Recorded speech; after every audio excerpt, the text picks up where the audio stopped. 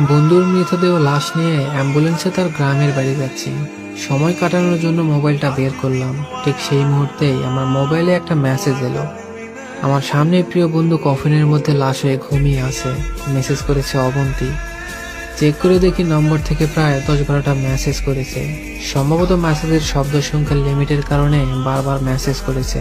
আমি সবগুলো একসঙ্গে পড়লাম। মেসেজে লেখা ছিল, ফাহাদ, আমাকে ক্ষমা করে দিও। যে বাবার চোখের দিকে তাকিয়ে কোনোদিন কথা বলতে পারিনি, সেই বাবাই যেদিন অসহায়ের মতো আমার সামনে দুটো হাত জোর করে কান্না করলো, তখন বাবার সেই ভালোবাসার কাছে তোমার আমার ভালোবাসা হার মেনে গেছে। আর তাই আজ 11 দিন ধরে আমি অন্য মানুষের স্ত্রী। কথা দিয়েছিলাম জীবনের শেষ মুহূর্ত পর্যন্ত তোমার সঙ্গে থাকবো। আমার সবসময় ভয় হতো তুমি হয়তো আমাকে কষ্ট দিবে, হয়তো আমাকে ছেড়ে অন্য কাউকে বিয়ে করবে। অথচ দেখো, আমি নিজেই তোমাকে কষ্ট দিলাম, আমি নিজেই তোমাকে ছেড়ে অন্য কাউকে বিয়ে করে নিলাম। জীবন অদ্ভুত, তাই না? তোমার কি মনে আছে, যখন আমি কাঁদতে কাঁদতে তোমাকে বলতাম আমাকে ছেড়ে যাবে না তো কোনোদিন, তুমি হাসতে হাসতে বলতে আমি কোনোদিন ছেড়ে যাব না অবন্তী, কিন্তু তুমি হয়তো চলে যাবে। তখন আমি রাগ করতাম, কারণ আমি তো তোমায় পাগলের মতো ভালোবাসতাম। তুমি নেই, এরকম একটা পৃথিবী আমি কল্পনাও করতে পারতাম না। অথচ আজ অন্য কেউ আমার স্বামী, রোজ তার সাথে আমাকে ঘুমাতে হয়, সকালবেলা চোখ মিলে তাকিয়ে তার মুখটায় দেখতে হয়। মানুষের জীবন এমন কেন যে যাকে চাই যদি তাকে পায়, প্রকৃতির তাতে কি যায় আসে? কেন প্রকৃতি তাদের কাঁদায়? হুট করেই সবকিছু ঠিকঠাক হয়েছিল। আমি তাই ইচ্ছে করেই তোমার সঙ্গে যোগাযোগ বন্ধ করেছি, নাম্বারটা বন্ধ করেছিলাম। বিয়ের দিন ভাইয়ের মোবাইল ফেসবুক আইডি ডিলিট করলাম।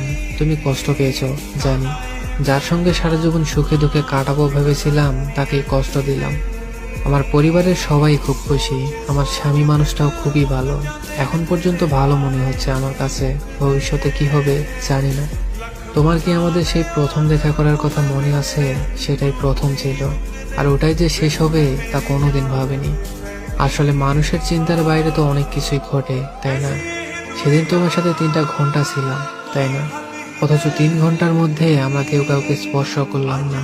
কিন্তু যখন আমাকে রিকশায় তুলে দিয়ে তুমি তোমার হাতটা বাড়িয়ে দিলে, তখন প্রথম তোমার হাতটা স্পর্শ করলাম। বিশ্বাস করো, সেদিন আমার কিছুতেই ছাড়তে ইচ্ছা করছিল না। রিকশা ছেড়ে দিল, আমিও ছেড়ে দিলাম তোমার হাতটা। আমার ভালোবাসা, আমার স্বপ্ন। তোমার ঘরে আমার জন্য কিনে রাখা শাড়িগুলো নিশ্চয় এখনো আছে। আচ্ছা, আমি তো এখন আর তোমার নই, ওই শাড়িগুলো কি আমি পাবো? তুমি তো যখনই পছন্দ করে কিনে রেখে দিতে, আমি বলতাম বিয়ের পর সবগুলো একসঙ্গে নেব। আজ আমি বিবাহিত, কিন্তু স্বামী তুমি নয়। এই স্বপ্ন তো আমি কোনোদিন দেখিনি। নিজের পছন্দের একটা মেয়ে বিয়ে করে নিও, তারপর সবগুলো শাড়ি তাকেই দিয়ে দিও। মেয়েরা শাড়ি কতটা পছন্দ করে তুমি কি জানো? তোমার স্ত্রীকে যখন দিবে তখন উপলব্ধি করে নিও। তোমার সাথে অনলাইনে পরিচয়, তাই সিদ্ধান্ত নিয়েছি এই জীবনে আর কোনোদিন অনলাইনে যাব না। নাম্বারটাও চিরদিনের জন্য বন্ধ করে দিব। আজকের পর থেকে আমাদের আর কোনোদিন কথা হবে না। তোমার কাছে একটা অনুরোধ করছি, যদি আমাদের কোনোদিন চলার পথে দেখা হয়ে যায়, তাহলে প্লিজ অচেনা হয়ে চলে যেও। নিজের যত্ন নিও, জীবন গুছিয়ে নিও।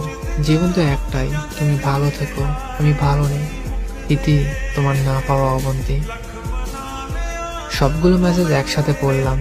আমার সামনে কফিনের মধ্যে চিরনিদ্রায়িত ঘুমিয়ে আছে ফাহাদ।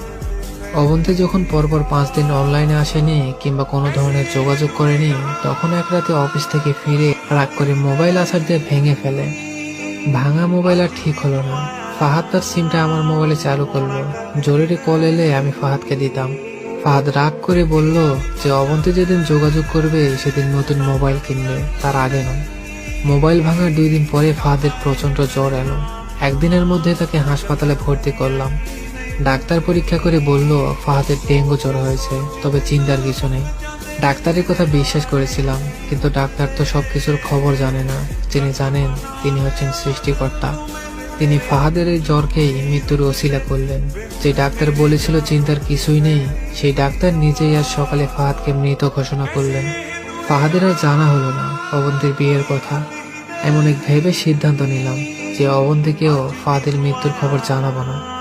অবন্তী যদি সত্যি সত্যি আর অনলাইনে না আসে আর পুরনো সিমটা যদি ব্যবহার না করে, তাহলে ফাহাদের মৃত্যুর খবর সে জানবে না। কি লাভ সদ্য সংসার জীবন শুরু করা ওই মেয়েটাকে কষ্ট দিয়ে? তার চেয়ে বরং সে ভাবুক ফাহাদ হয়তো ভালো আছে। কোনো একদিন শাড়ি পরতে গিয়ে অবন্তী হয়তো মনে মনে ফাহাদের কথা চিন্তা করবে।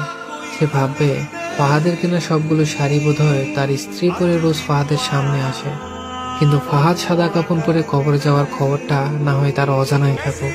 আমি ফাহাদের সিম থেকে অবন্তীর নাম্বারে একটা মেসেজ দিলাম, আমার জন্য ভেবো না, স্বামীর সঙ্গে মানিয়ে নেবার চেষ্টা করো, বিবাহের বন্ধন সবচেয়ে বড় একটা বন্ধন, ভালো থেকো, ভালোবাসা।